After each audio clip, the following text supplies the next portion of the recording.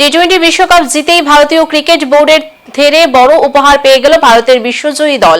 টি-20 বিশ্বকাপ জয়ী ভারতীয় দলকে 131 কোটি টাকা উপহার দিল বিসিসিআই। বিশ্বকাপ জয়ী দলে থাকা ভারতীয় দলের ক্রিকেটার, কোচিং স্টাফ এবং সাপোর্ট স্টাফদের মধ্যে ভাগ করে দেওয়া হবে এই টাকা বলে জানা গিয়েছে বিসিসিআই সূত্রে। টি-20 বিশ্বকাপ জিতে এমনি পুরস্কার মূল্য বাবদ আইসিসির থেকে ট্রফি সহ 27.48 কোটি টাকা পেয়েছিল ভারতীয় ক্রিকেট বোর্ড। এবার সেই সঙ্গে ভারতীয় ক্রিকেট বোর্ডও উপহার দিল ভারতকে।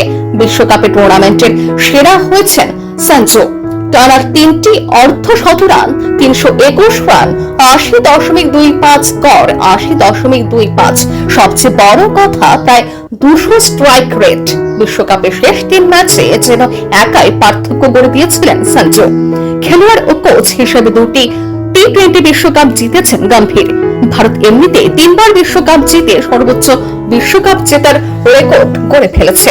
আর এই 3 বিশ্বকাপের 2টিতে ভারতীয় দলের সঙ্গে ছিলেন গৌতম গম্ভীর।